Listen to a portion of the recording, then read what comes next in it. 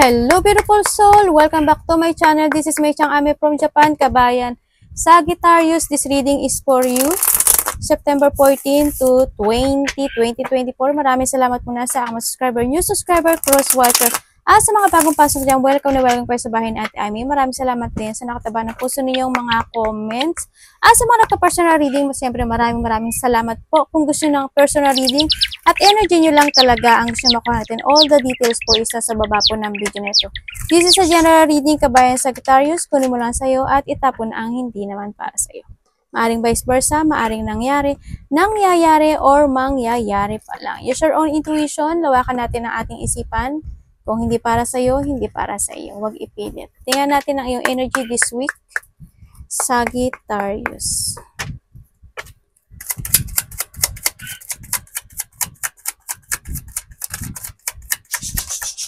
Thank you. Oh, why? Bakit?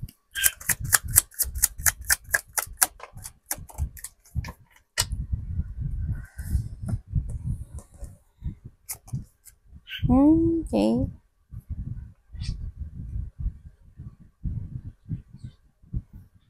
Okay, thank you. Ang energy mo this week is mga disappointment. Yan, disappointment sa mga nasa paligid mo, sa karelasyon mo, sa mga tao na nadi-disappoint ka rin kasi may mga sitwasyon ka na hindi mo madesisyonan eh. Ang nakita ko dito. May mga desisyon ka sa buhay, pero hindi mo magawa. No, sa nakita ko dito. Kaya nakita ko dito yung disappointment na yun. May mga situation na mas pinipili mo na lang siguro yung sarili mo, or may mga sitwasyon na kahit very stagnant, no? Stagnant ka, actually stagnant. Tsaka pinipilit mo siyang i-restore, or pinipilit mo na lang piliin yung pagiging tahimik mo at sarili mo sa ngayon, pero you're in pain, no? Pero nakakaramdam ka dito ng parang ang gulo, parang sadness, ganyan. You're feeling lost, parang hopelessness kung papatulan ko pa. Halimbawa, when it comes sa mga toxic person or mga situation or decisions in life na ganun, kumbaga, kung papatulan, kung halimbawa may umaaway sa'yo, kung papatulan ko pa to, o kaya may mga disappointment ka sa isang tao, ganyan, sa situation. Kung ipopokus ko yung sarili ko dito, mas more akong hindi ka makakapokus sa sarili mo. Kaya ang ginagawa mo, pananahimik. Parang ganun din, parang mas pinili mo lang din na hindi maka-move on, pero you're in pain. Kahit gusto mo mag-move on, hindi ka maka-move on. May mga pain akong nakikita sa'yo. Kumbaga, may mga situation na minsan pinipeke mo lang din yung happiness mo, ganyan. Kumbaga, tahimik lang. Yan, may mga indecision situation. May mga situation na okay, fine, pagbibigyan ko pang muli ito, ganyan. Okay, fine, habaan ko pa yung pasensya ko. Yan ang nakita ko dito. Maring sa kaibigan, maring sa karelasyon. Yan, nakita ko yung stagnant mo. No? Don't fake your happiness, don't fake yourself din sa nakita ko. Maaring ikaw, pinapeke mo yung sarili mo sa mga tao na nakakasalamuha mo, ganyan. Kumbaga, alam mo na hindi kasi sila totoo. Kumbaga, baguhin mo man sila. Halimbawa lang to, baguhin mo man sila kasi yun na sila, di ba? Parang iniisip mo na lang, hindi ko kayang baguhin yung bilang sila kasi yun sila. Sabihin ko man yun, useless, kumbaga. Siguro yun na rin na naiisip mo, di ba? Parang ikaw na lang din yung nag-a-adjust ng lahat, no? Sa nakita ko dito. Anong paparating kay Sagittarius? To show me, anong paparating kay Sagittarius?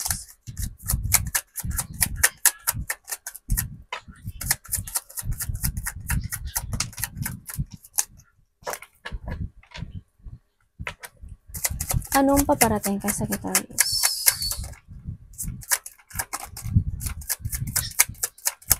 Thank you.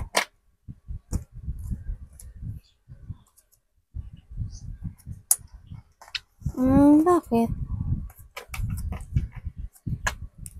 Bakit po?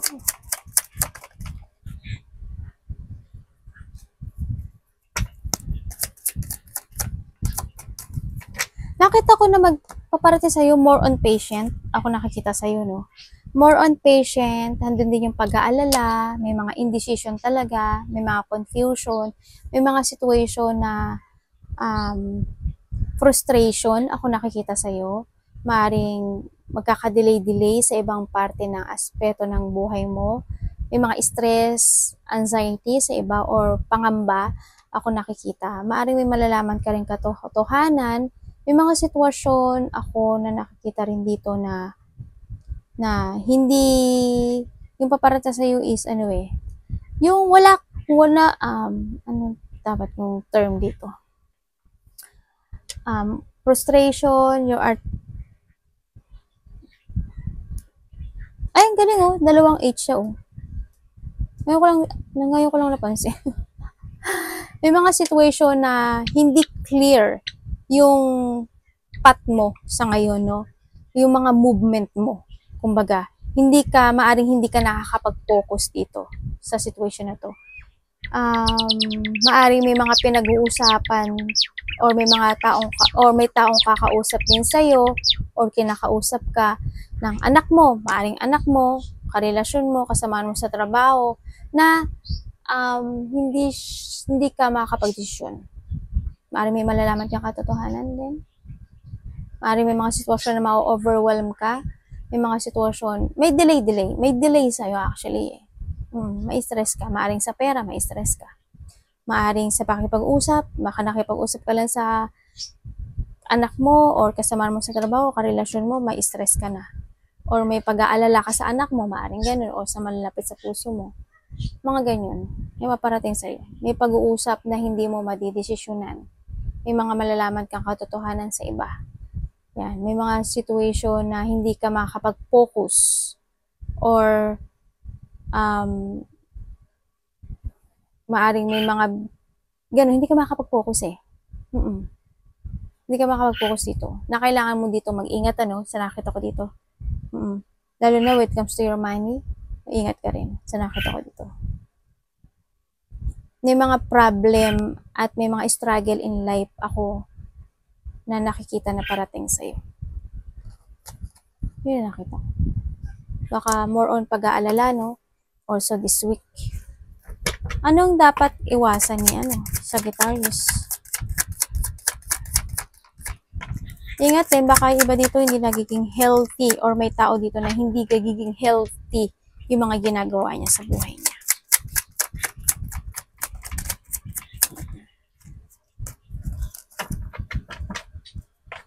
Ano pong dapat iwasan ni Sagittarius?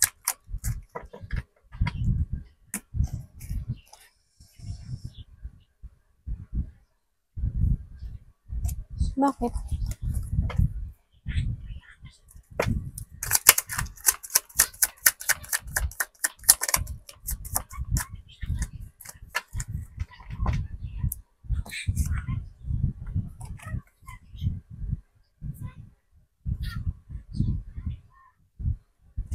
Ang dapat mo daw iwasan,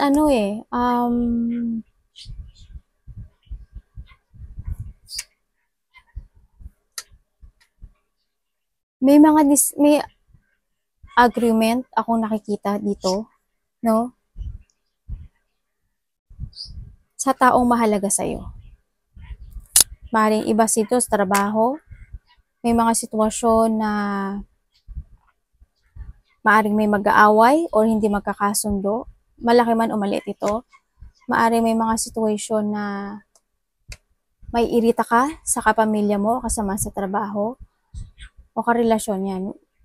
May mga sitwasyon na hinihintay mo yung isang bagay, pero magiging matagal siya. No? Sa nakita ko dito.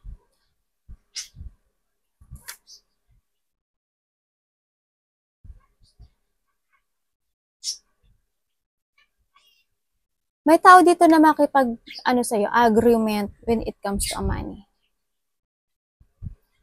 Yan na nakita ko. Hindi ko alam kung may pag-uusapan kayo na rin ang iba na related ang territorial, related ang bahay, related ang gastos, related ang I don't know, pero may tao rin ako nakita na nakipag-competition sa'yo. Either karelasyon mo or kasamaan sa trabaho or kapamilya. Yun na nakita ko dito. May battle. Ako nakikita may mataas ang ego. And then,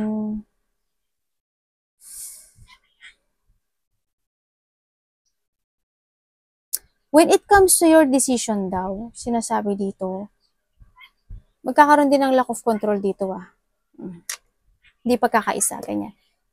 Kailangan mo daw alamin yung katotohanan o yung the fact na isang situation bago ka magdesisyon ang sinasabi dito. Tsaka mag-ingat ka rin when it comes sa pananalita, ganyan. Iwasan mo raw din yun, no? Kumbaga maging matalino sa pakipag-usap, maging matalino rin when it comes sa mga situation na related ang money, no? Ang nakita ko dito,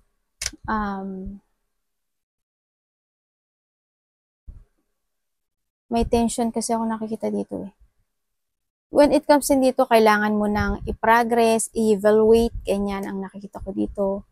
At pagpapahalaga, no? Kumbaga, siguro wag pabigla-bigla ang nakita ko dito, no? Yan, wag pabigla-bigla rin sa nakita.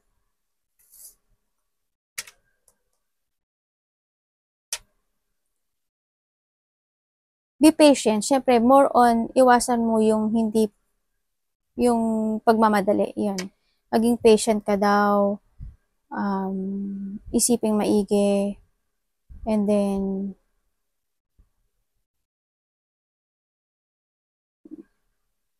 may nakita ko dito na ano yun? May nakikita ko dito na gusto mong ma-achieve pero hindi siya mangyayari. Ganun nakita ko. May mga minamanifest ka na hindi siya agad-agad makakamit. Nung nakikita ko ito. Kaya, you need to be patient. Yan. Patient lang. More on patient. No? Forward ka lang. Ano po ang when it comes to love? Love is all around, okay? Sagittarius in love. Sagittarius, ano ito? Sagittarius in love.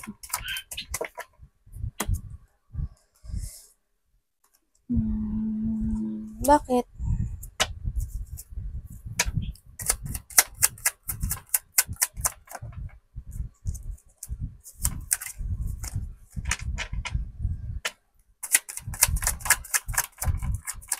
Okay, thank you.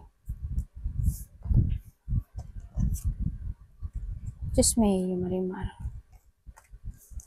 When it comes to love, ang nakita ko dito, may tao dito na palagastos. I don't know kung ikaw. May tao dito na salungat. No? May tao dito na parang ikaw kasi hindi nagiging balance to no? May tao nang hindi ka na, wala na yung believe at tiwala, no? Taong salungat, tao na maaring ito is gastador, meron na ring pagtatalo, hindi nakakasundo, no? Sa nakita ko dito. May tao dito na ikaw lang umiintindi, tapos siya happy-happy lang, mas masaya siya sa friend niya, ganyan. Parang mas nakikita ko dito na parang, yun nga, parang ikaw na lang, inintindi mo na lang siya, more iniintindi mo na lang talaga siya. Parang mas gusto niya pang iba ang kasama, either karelasyon, o either friend niya, or third party, ganyan ang nakita ko dito. Sa iba may third party. Sa iba dito, maaaring mas gusto niya kasama ang friend niya, ganyan. Yan, wala nang pagkakasundo actually sa nakita ko dito. Hindi ko na nakita yung pagkakasundo.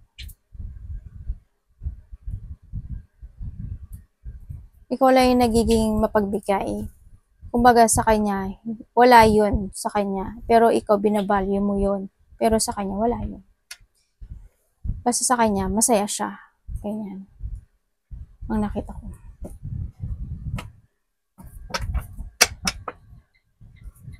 Ano pong advice nyo kay Sagittarius? Siguro, it's need to balance yourself, ano?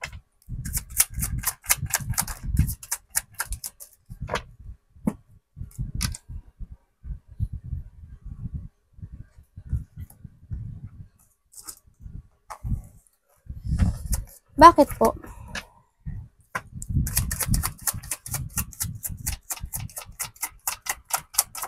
Thank you. Ang advice niya sa'yo, this is a time na rin daw talaga na mas piliin mo daw yung sarili mo. Mas kailangan mo daw pahalagahan yung sarili mo. Mas makita mo yung worth mo, no? Sa nakto, you need to abandoning the past kasi kumbaga nahandun na rin yung kung gugustuhin mo lang naman, no? Sa nakita ko dito. Kung alam mo naman na hindi mag-work yung isang situation, you need to let go.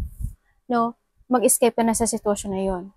And or kung kailangan mo solusyonan mo if you want. You need to getting away with something na hindi nakakagood sa'yo, na nakakapagpapabigay sa'yo ng isang situation na frustration, na isang situation na natatrap ka at na-stagnant ka, nakakapagbigay sa'yo ng painful.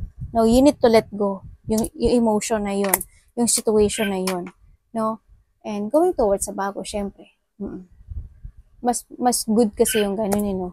Kumbaga, kung itong situation na to is hindi nakaka-good para to success to yourself, this is a time na rin talaga na ilit ko. Mag-forward ka sa mga positive thing o mga plano mo sa buhay mo na to growth, syempre. Mas mag-focus ka sa sarili mo.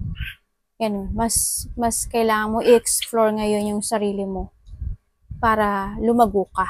You need to be strong. You need to decide. Ang nakita ko dito. Yun. Mas mag-focus ka dun sa mga dreams mo sa buhay mo.